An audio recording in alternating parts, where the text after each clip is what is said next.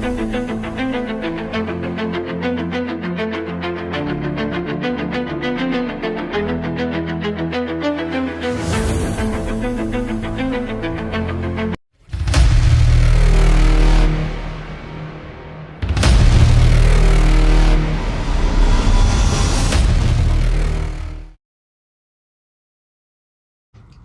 दोस्तों, स्वागत है आपका द रियल स्टोरी में।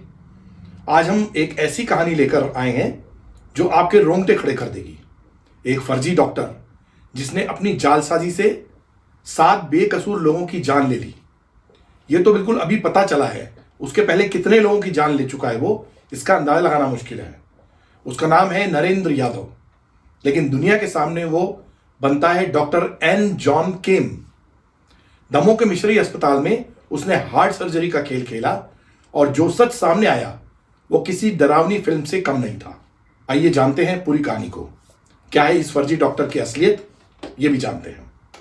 और कैसे उसने फर्जी डिग्री की मदद से सालों तक सिस्टम को बेवकूफ बनाया, और क्या सिर्फ दमोह ही उसका शिकार बना या उसकी कहानी का काला इतिहास कहीं और भी छिपा है जिसे अभी जानना बाकी है।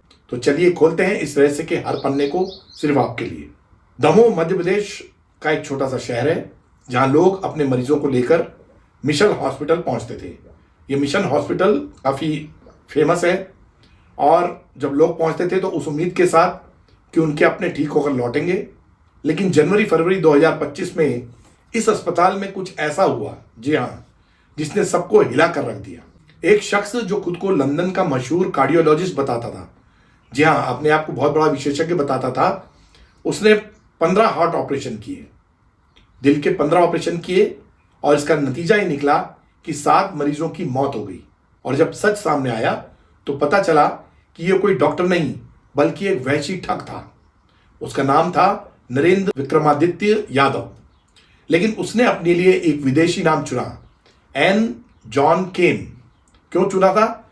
उसका जवाब था कि रुतबा बढ़ाने के लिए, और जॉन केम लंदन के एक जाने माने हार्ट सर्जन है, लेकिन उनका इस फर्जी डॉक्टर से दूर दूर तक कोई वास्ता नहीं है। तो इसलिए एक मशहूर सर्जन थे, इसलिए उनके नाम पर उसने अपना नाम भी एन जॉन केम रख लिया। पुलिस पूछताछ में फर्जी डॉक्टर ने कबूल किया कि हाँ, मैं नरेंद्र यादव हूं। नाम इसलिए बदला ताकि लोग मुझ पर भरोसा करें। लेकिन दोस्तों, ये भरोसा 7 परिवारों के लिए मौत की वजह बन गया। चौंकाने वाली बात यह है कि नरेंद्र के मोबाइल में 8 ऐसे ऐप्स मिले जिनसे वो जाली डिग्रियां बनाता था। क्या ये सिर्फ दमोह की कहानी है या इसके पीछे एक बड़ा काला इतिहास छिपा है? आइए शुरू से जानते हैं। नरेंद्र विक्रमादित्य यादव मूल रूप से उत्तराखंड के देहरादून का रहने वाला था। पुलिस के मुताबिक उसकी कहानी 18 साल पहले शुरू होती है। साल 2006 में उसने आंध्र प्रदेश मेडिकल कॉलेज से MBBS की डिग्री हासिल की। यह दावा किया जा रहा है कि वो डिग्री असली है, लेकिन इसका भी सत्यापन होना बाकी है।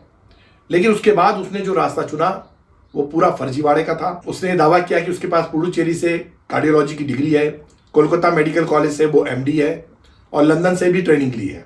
अब इतनी बड़ी बड़ी देखी डिग्री हो गई उसके पास। लेकिन जब पुलिस ने जांच की तो सच्चाई सामने आई, ये सारी डिग्रियां फर्जी थी। उसके पास से 20 डिग्रियां बरामद हुई है, जिसमें कि ज्यादातर नकली डिग्रियां थी। आप समझ सकते हैं कि 20 डिग्रियां लेके घूम रहा था और सभी की सब नकली हैं। और सबसे हैरानी की बात, उसकी एक फर्जी डिग्री पर पूर्व उपराष्ट्रपति हामिद अंसारी के नकली हस्ताक्षर भी थे। तो फर्जी साइन भी कराया उसने, और वो भी उपराष्ट्रपति के। लेकिन दोस्तों, दमोह उसकी पहली मंजिल नहीं थी। इससे पहले उसने छत्तीसगढ़ के बिलासपुर में भी ऐसा ही एक खेल खेला था, जहां अपोलो अस्पताल में उसने 7-8 मरीजों की सर्जरी की और सभी की मौत हो गई। ये एक बहुत दुखद हादसा था। इनमें से एक मरीज थे छत्तीसगढ़ विधानसभा के पूर्व अध्यक्ष राजेंद्र प्रसाद शुक्ल। उस वक्त भी वो फरार हो गया था और कोई ठोस कार्रवाई उसके खिलाफ नहीं हुई थी। जो मीडिया रिपोर्ट्स हैं, अगर उनको देखें तो उसके मुताबिक नरेंद्र यादव पिछले 18 साल से मौत का खेल खेल रहा था और किसी को भनक तक भी नहीं लगी थी। तो ये जो उसका मौत का खेल काफी लंबे समय से चलता आ रहा था, और यही वजह थी कि वो बार बार बचते जा रहा था क्योंकि किसी ने उस पर ध्यान नहीं दिया। ये शख्स सिर्फ अस्पतालों तक सीमित नहीं था। जुलाई 2023 में उसने सोशल मीडिया पर एक ट्वीट किया जिसमें उसने यूपी के CM योगी आदित्यनाथ को फ्रांस भेजने की बात कही थी। क्यों भेजना चाहता था वो फ्रांस? कि दंगे को रोकने के लिए जो फ्रांस में हो रहे हैं उसके लिए योगी आदित्यनाथ को भेजा जाए। उसने खुद को ब्रिटिश कार्डियोलॉजिस्ट बताकर ये पोस्ट की थी, उस वक्त लोग हंसते रहे, लेकिन आज वो हंसी एक डरावने सच में बदल गई है, क्योंकि एक तरह से वो पॉलिटिकल कनेक्शन अपना दिखाना चाहता था और उसीलिए वो ट्वीट भी करता था। अब बात करते हैं दमोह की। दमोह का मिशन अस्पताल एक ऐसा नाम है जो शहर में भरोसे का प्रतीक था, लेकिन 2025 की शुरुआत में यह माहौल थोड़ा सा बदल गया, क्योंकि ये जो फर्जी डॉक्टर था, नरेंद्र यादव नाम का जो शख्स था, इसने पिछले साल ही यह नौकरी शुरू की थी। उसने खुद को लंदन से आए हार्ट स्पेशलिस्ट के तौर पर पेश किया, बाकायदा उसके लिए उसने डिग्रियां सब अपने कागज डॉक्यूमेंट्स पेश किए थे। अस्पताल प्रबंधन को उसने फर्जी जितने दस्तावेज दिए थे और बिना किसी सत्यापन के उसे कैथ लैब में सर्जरी की इजाजत मिल गई। मतलब किसी ने चेक भी नहीं किया उसको दस्तावेज, न किसी ने उन दस्तावेजों को ठीक से खंगालने की कोशिश की। पुलिस इन्वेस्टिगेशन के मुताबिक जनवरी फरवरी 2025 में उसने 15 ओपन हार्ट सर्जरी की, मतलब आप देख सकते हैं, और इनमें से 7 मरीजों की एक महीने में मौत हो गई। 15 में से 7 गए, लेकिन दोस्तों जो बचे वो भी किस्मत से। एक मरीज के पोते कृष्ण पटेल ने बताया कि मैं दादाजी को ऑपरेशन के लिए लाया तो था, लेकिन वो जो डॉक्टर था वो डॉक्टर जैसी बातें नहीं कर रहा था, तो मुझे शक हुआ। मैंने उन्हें जबलपुर शिफ्ट कर दिया और बाद में पता चला कि वो फर्जी डॉक्टर था। तो यही डॉक्टर वो फर्जी था। अस्पताल के स्टाफ से भी हैरान करने वाली बातें सामने आई।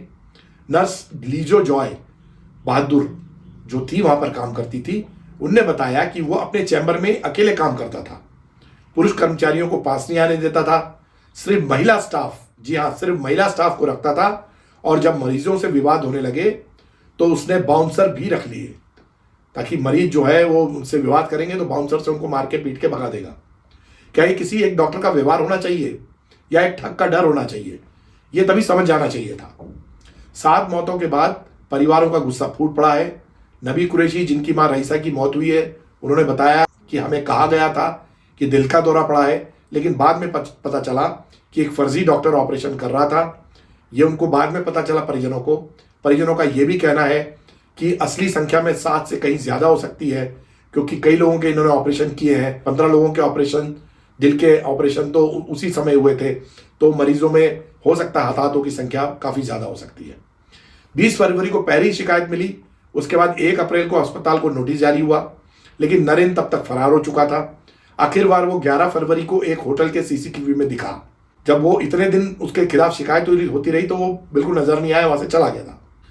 फिर 7 अप्रैल को दमोह पुलिस ने उसे प्रयागराज से गिरफ्तार किया, ये उस होटल के सीसीटीवी फुटेज की वजह से। पुलिस की सख्ती के बाद उसने सच उगला कि उसकी सारी डिग्रियां फर्जी थी। एसपी श्रुति कीर्ति सोमवंशी ने बताया कि प्राथमिक जांच में उसका सर्टिफिकेट फर्जी पाया गया। तो प्रिलिमिनरी इन्वेस्टिगेशन थी वो की गई, तो सब कुछ फर्जी निकला तो पहले कर लेते ना। अब हम हर डिग्री की जांच कर रहे हैं, ऐसा पुलिस ने कहा। कोर्ट ने इस आरोपी को 5 दिन की पुलिस रिमांड पर भेजा है और पुलिस उससे पूछताछ कर रही है कि और क्या क्या गुनाह उसने किए हैं। इधर राष्ट्रीय मानव अधिकार आयोग भी हरकत में आ गया है। 7 अप्रैल को उनकी 2 सदस्यीय टीम दमोह पहुंची है। 3 दिन तक वो सर्किट हाउस में रुककर जांच करेगी। एनएचआरसी को ये शक है कि मिशन अस्पताल आयुष्मान भारत योजना से सरकारी फंड ले रहा था, तो अब ये फंड का भी खेल यहाँ पे थोड़ा सा समझ में आ रहा है और इस फंड का दुरुपयोग हुआ ऐसा माना जा रहा है। सीएमएचओ डॉक्टर मुकेश जैन की रिपोर्ट में 5 मौतें मानी गई हैं। सरकारी आंकड़े कुछ और बता रहे हैं, लेकिन एनएचआरसी को 7 की शिकायत मिली है, मतलब 2 मौतों की ज्यादा की शिकायत मिली है। अब सवाल है कि अस्पताल प्रबंधन भी इस फर्जीवाड़े में शामिल था, क्योंकि दस्तावेजों की जांच नहीं हुई है। दस्तावेजों की जांच हो जाती तो ये सब नहीं होता। दोस्तों ये पहला मामला नहीं है। सितंबर 2024 में खरगोन में एक फर्जी डॉक्टर पकड़ा गया था जो 15 साल से इलाज कर रहा था।